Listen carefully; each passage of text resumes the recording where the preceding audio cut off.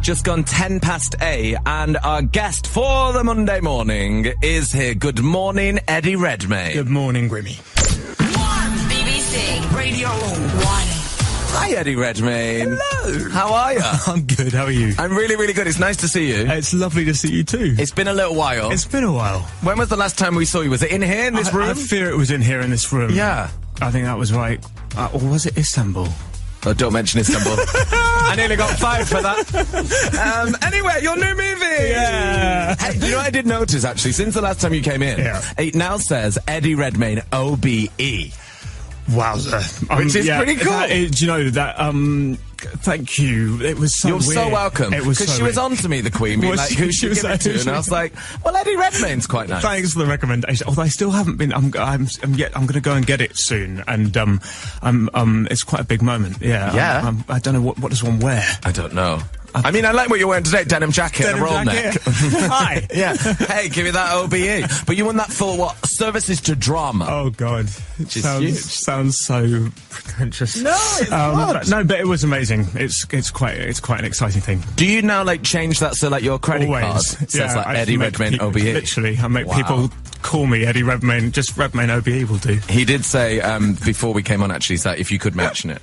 No, he didn't really. He didn't really. And so we've got to talk about the fact that you have just landed from New York. Yeah, and that's you've true. come from the New York premiere. Yeah. Of Fantastic Beasts and Where to Find Them. We have. And then the London one. When is that? Tonight? That is tomorrow night. Tomorrow night. Yeah. Okay. And how crazy is it in your world right now, flying around the world promoting a film of this magnitude? It's pretty frenzied, I'm not going to lie, but it's kind of amazing. It's also one of these things, this film was so top secret and everything about it was so top secret. It's kind of really lovely to be able to begin to release it into the world and not have to fear that there are Warner Brothers snipers who are going to take me down for mentioning any wizarding term. Is that any of the snipers through there? There genuinely might be some in there. Yeah, there might be one in there from Warner Brothers. Now, this is like the prequel to Harry Potter, and as we know, Harry Potter, probably the biggest film franchise in our lifetimes. Yeah. Like, huge. Thanks, Grimmy. I mean, absolutely huge. Could not be bigger. Sure, we've got Star Wars. Yeah. But, I mean, Harry Potter is... You're making me sweat more. Well, you should be, because, I mean, this is huge. The fans of Harry Potter... Yeah. Dedicated. Hugely. Hugely dedicated. Yeah. Is there a pressure, a worry, a fear of when you're signing up to something like this? Massive. Yeah, basically what happens is when you get cast in it, because J.K. Rowling and David Yates, who directed the film, they've worked together on so many of the Potter films, they kind of create this really calm environment in which you feel like everything's going to be totally fine, and they almost make it feel like an indie film that you're making. And it's only when you start promoting it and people like yourself talk about how's the pressure feeling that you just start basically constantly perspiring. Yeah. It's a genuine sweat all the time. Yeah, I mean, and 5 films as well. Yeah. 5 years Well, so of this. Well, do you know what? When I read the script, the amazing thing about Fantastic Beasts is it's just the first film kind of is its own thing, rather than being one of those. Sometimes I feel like with franchise films, the first one is a kind of pilot for the future. Yeah. And what I kind of loved about this was it felt like its own entity. But Joe announced the other day that it might be 5, which is incredibly exciting, and also, yeah, Catherine Waterston and I were talking about beyond Zimmer frames coming into the. I was going to say, you're going to have to look the exact same age for the next, like, 25 years. What do we do about that situation? I don't know, sellotape? Sellotape, stick it up there? Go to Switzerland to some great surgery. Yeah, they'll do something. And do you get much, like, direction from J.K. Rowling? Do you, like, go around to a house for a cup of tea? Or, like, what's the vibe I'd when love you to go sign to up? J.K. Rowling's house for a cup of tea. Oh my God, me too. But no, she came to set. She would come to set, and it was always a bit ridiculous because when she came to set, basically the whole day would stop and all of the actors would just turn into like sort of children, like moths to a flame, and you see the director getting kind of deeply irritated as his day was. But she has this kind of infectious love of her characters, and she was writing the second film while we were making the first, and she'd be like, I'm not going to tell you anything. And then she would just sort of start whispering, quite exciting. So tell us exactly what she said now on the radio. I can tell you nothing. You can tell me nothing. She She might be out there with a sniper. But she seems super lovely. She's super lovely on Twitter, always declaring love to people. Yeah, she is. Yeah. She's. You know, when people have that extraordinary reputation, there's always the fear that when you meet them, they're either going to be intimidating or, you know. But she was so kind and really warm to us. So we've had a riot. Yeah, how is it on set? Because a lot of the film, I mean, I saw it last week. It's an amazing movie. Oh, thank you. And it is such like a, I mean, it's not sets, is it? There's a lot of CGI there. There's a lot of you pretending to talk to like a miniature duckbill platypus in your hands. There is. Kleptomaniac. Yeah, I love that. How weird is that? And are there ever any moments when you're like, what am I doing? Well, the weirdest part of it was that when I got to read the script, it was set in New York, and my wife and I were like, wouldn't that be wonderful? We get to go to New York. This is so exciting. And then they're like, it's shooting in Watford. And we're Which is the UK's New York City. It is the UK. And I love Watford. And they did an amazing job at building 1920s New York just outside Watford.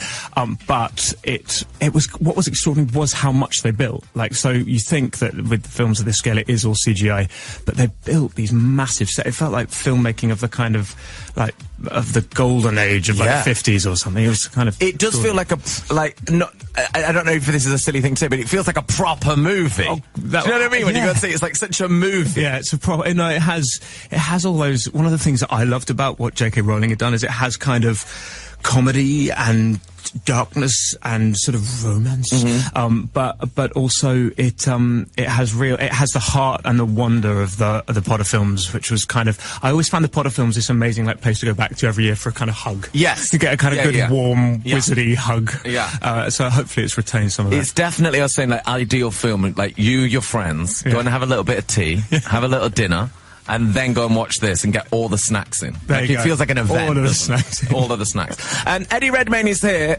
Sorry, Eddie Redmayne OBE is here. We'll edit that out when we're live. If you want to say hello, 81199.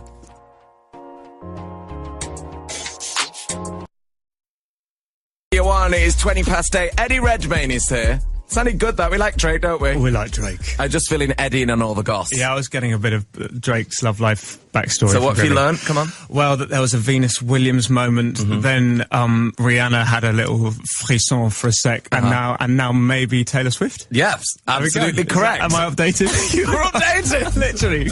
I love this full-on gossip during that. Yeah, I love it. He's like, isn't he going out with Rihanna? I was like, well. A lot's happened since then, Eddie Redmayne. A lot has happened. Eddie is here talking about Fantastic Beasts and Where to Find Them, which is going to be out on Friday, the 18th. That's right. This Friday? Yeah, my God. Yeah. Soon. So you've got to go and see it. And we have here... He's wearing a Hufflepuff scarf, which makes me really happy. Isn't that great? It's the rise of Hufflepuff. Grimmy. Isn't that fabulous? Yeah, it actually looks great on you, mate. Yeah, I'm quite into it. Will brought it in before, and I'm presuming this is like a prop from the good people at Warner Brothers. And I said, oh, I've just seen someone in that scarf. And he's like, yeah, Eddie Redmayne, who's in the movie. I was like, oh, yeah. Oh, yeah. I literally brought my wand in to show it to you this morning, but I left it at breakfast. What? Are you joking? No, genuinely. Where is it then? It's sitting back in the hotel, Grimmy. What, someone's going to get Eddie Redmayne's wand. Don't. I know. Well, I did actually call on the way table. here. I said I've left Newt's wand in breakfast, so hopefully it's going to. It also looks a bit weird. A wand out of context is a bizarre thing. Really weird. Like, what is this? I love you calling the hotel like, hi, it's Eddie Redmayne. I've left a wand on the table. That's literally what just happened. Excruciating. So don't throw his wand out if you are in that hotel right now. And so it's out on Friday. Fantastic Beasts, Where to Find Them. Do you get to take a lot of stuff from the set? Because I was just saying to you during that song, I thought your outfits were really cool in it. You get to take a scarf or wand? I definitely stole a scarf. Ezra Miller stole period underpants. Sounds all kinds of wrong when you say it. He kind of got into that, and then I think there was some pajamas that, oh God, disaster. Yeah, so I just didn't. I stole my wand and my scarf. Okay, not like and I actually took the wand. No. But I have this case, Grimmy, this like old battered old suitcase that I've had for years, and it's like when I go to work, it's my way of feeling like I have a proper job. And when I went for the audition for Fantastic Beasts, I took it there without knowing anything about the script. And as David, the director, started telling me about the story, he started saying how important this case was, and I had to start slipping this case behind my chair so I didn't look like one of those people who turned up dressed for the gig. Oh no, like dressed up as a wizard. Yeah. Like, hi, here it is, here's my own wand. I saw that suitcase in the paper today. Did you? Yeah, there's like a picture of you. I now have a crisis about whether to carry it or not, because I now look like you do have the one in the tosser film. who turns up going, oh, I've played this part now, and here's my thing. Here's my thing. It's like Daniel Radcliffe walking around in those glasses like, it's me. Hey guys, it's me. And when you talk about going for like a proper job, because you're from like a big family, you have what, 5 brothers and sisters, or there's 5 of you altogether. Yeah, that's right. Yeah, 5 of you altogether. But you said before that they all have like proper grown-up serious jobs. That's right, yeah. And like, you know, one's like the CEO of HarperCollins. Yeah. Things like that. How do they feel about your job, which is essentially pretending? Well, actually, what's interesting is my brother, who works for HarperCollins are producing some of the Fantastic Beasts books. Right. So he kept sending me the copies of the books, sort of asking for feedback. It was very weird and kind of wonderful working with your brother, getting feedback on books. Yeah. But it was, do you know what, they've been pretty supportive, actually.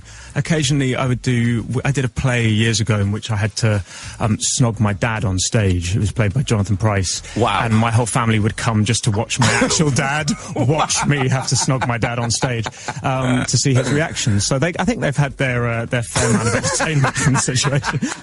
Because how often, like, my life is like torturing siblings and winding each other up. Yeah. I mean, it doesn't get better than that. It really does. It really doesn't, does it? No. That is really great. Yeah. Have they always been supportive? Because you started out super young, didn't you? You were like 10 or something when you started out? Yeah, I did a production of Oliver in the West End when I was 10, and it meant I got to leave maths class and be like that really smug guy who was like, I'm off to go and do a play, bye.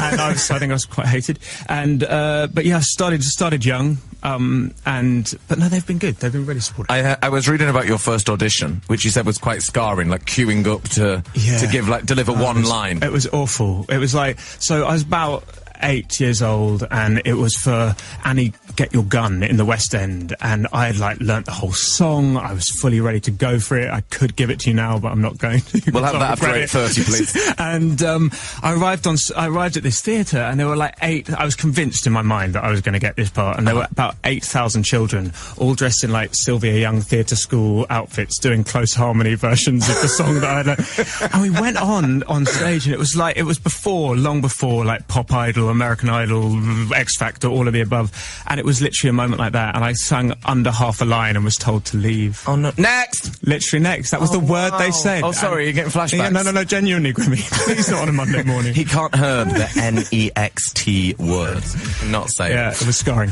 Do you still have to audition now? Is it still work like that? Or are you like, I'm Eddie Redmayne, check me out, you can Google me, I won an Oscar? Do you know what? You go for things called meetings. You know what a meeting is. It's a meeting. That's not an industry term, exactly. Eddie. It's this way that but it's their way of kind of, but sometimes what happened, if you're lucky enough, like this one, in Fantastic Beasts, I got cast through a meeting. But then what happens, if you're as neurotic as me, if you haven't actually had the audition when you've shown what you could do, when you turn up on day one and you open your mouth, you're kind of convinced that the director's going to go, oh, he's going to do it like that, is he? Oh, and then get fired. And I've had mates who've been fired. It's not a fun thing. So I quite like an audition. I quite like to show off my take on the character in order that they can fire me before we start filming rather than after the event. I love the idea that you have an Oscar in your home and you're going to work worrying about being fired on day one. Well, yeah, I should probably see someone about this. You should call a therapist. There we go. Well, Eddie Redmayne is sticking around. We're going to chat more after 8:30. BBC Radio 1. You don't have to wear. So it's 8:35 on a Monday morning. Eddie Redmayne is here. Hi, Eddie Redmayne. So we've been talking all about your movie. We have. Fantastic Beasts and Where to Find Them, which is out on Friday, and everyone has to go and see it. Please go and see it, or he'll be fired. But we've noticed online lots of people excited about this. The world is excited about this movie. Right. And on YouTube, the trailer is up. Yeah. And of course on YouTube, you can write comments. You can write anything you want, like, oh, excited to see Fantastic Beasts, or I love Eddie Redmayne. Where are you going with this, Grimmy? Well, they always People always write questions on there. Yeah. And I always think, who's that to? Yeah. Like, you're not going to go on YouTube and They're respond. rhetorical YouTube questions. Yeah, like, who are you asking that question to exactly? So we thought, do you know what? Yeah. While you're here, we'll get you to answer those questions that are in the YouTube comments. Okay. So are you ready for this? Right. And Okay. Eddie's not seen these. So, Eddie, take it away. First question. Right, first question is from Christian Brandt. His question is, what the hell is this movie about? Which is, I think, a good question. A good question, and... What the hell is this movie about? that is a very good question, and a tricky one to answer. So I play Newt Scamander, who is a self-proclaimed magizoologist. I think probably the only magizoologist. I think so. Who is a British wizard thrown out of Hogwarts, arrives in New York, 1920s, with a case full of magical creatures. Said creatures escape, setting in motion a much bigger battle between good and evil. Does that make any... Would you agree? Make sense. Yeah, I do. I'd also would put in that he loses the creatures and has to find them because he gets them mixed up with yummy snacks. Yes. Which I'd be more excited about. Yeah. A terrible film, though. Yeah, yeah. You know, just like... Did you just give a spoiler away? Did I? Snacks? Yeah, No. don't worry about it. No, I don't think so. No. No. But you'll laugh, you'll cry, it's incredible. Okay, cool. Next question, please, Eddie Redmayne from YouTube. Next question is too embarrassing to read. The next question... No, come on, what is it? What was it? The next question is from Julien Lotero, who says, yeah. why is Eddie Redmayne so handsome? Why is Eddie Redmayne so handsome? Eddie Redmayne just went beetroot. Do you ever clock yourself in the mirror and think, wow, I'm so handsome. so handsome? Very, very rarely, Grimmy. No. It's not something that I generally do. I just see a lot of freckles. Do you do anything to your face? To my freckles? No, like, not to your freckles, but do you have like a skincare regime to look so nice? Skincare, this Do makes you? me so happy. Monday morning, BBC Radio 1, talking to Grimmy about my skincare regime. Occasionally I moisturise. Right, okay. Yeah, How many do times you? a day? No, just the once. Just the once? Yeah. Oh, okay. Yeah. Okay. But also, do you want to know, Grimmy, I do actually do this thing, because when I shave, I get I've always had quite bad shaving rash. So I use this stuff that stops that from coming up. Oh, really? I really want to give it a plug, but No, so I don't might give it a get plug. free stuff, but I think I might get fired. Yeah, you Or might get kicked fired. out of it. Yeah, if me be fired, you'd get loads of shaving products, Yeah, and I'd be jobless. Right, next question, please, Eddie. Next question is from Jose Carlos Ruiz, who says, where is Harry Potter? Where is Harry Potter? That's also a good question. Harry Potter is not yet even a speck in the eye of Mr. and Mrs. Potter. But in our film, you do hear about Dumbledore and Grindelwald and even the Lestrange family. So there are kind of all these connections back to, characters we're familiar with. So, so there are connections. He's on the way. This is pre-Potter. This is pre-Potter. Pre-Potter. Yeah, exactly. He's a mere embryo, not even. Mohammed Saleen says, I hope Eddie Redmayne's acting is going to be good. So does Eddie Redmayne. He tried really hard. He went to a huge amount of work to try and make it good, but you'll have to see the movie. You have to see it on Friday. Yeah. It is really good acting, Eddie. Oh, thanks. Yeah, it is really good acting. From you, Grimmy, that was a great deal. Well, I'm a great actor myself, aren't I? I pretend I'm happy. All the time. 6:30 till 10, Monday to Friday. Because the acting is great. I mean, you have won an Oscar for the acting, which congratulations, by the way. Oh, thank you. Where is that Oscar?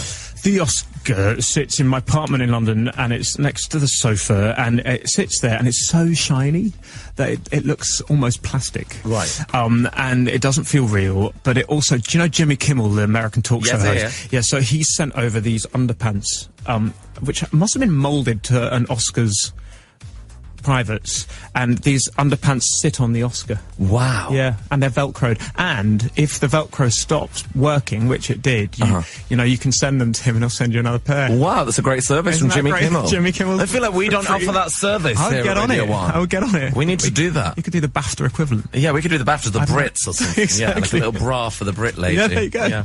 Okay, final YouTube comment, please, Eddie. All right, I thought that was me done. No, there's one more which says, the main Asian says Eddie Redmayne looks like he could be the next Doctor or Doctor Who. I think I do see the resemblance. I see the scarf, I see the coat, I see a bow tie. I'm also a huge admirer of those actors. I love Matt Smith. So yeah, I think there is a little bit. Yeah, it is a bit. There's a bit. He's got briefcase. Does he have a briefcase? And I suppose the briefcase has a bit of TARDIS-y like vibe to it. Yeah. So yeah. Yeah. Would you do it? Oh my god, would I do it? Yeah. Yeah. I mean, obviously. Yeah. It's a great show. It's a great show. Great It show. looks like really tough work. Yeah. Because it's a lot. I remember speaking to Matt, and those schedules are pretty rigorous. So, Well, you've got 5 of these movies. maybe One when down, I'm, 4 when to I'm go. 73. On the 73rd, he will begin Doctor Who.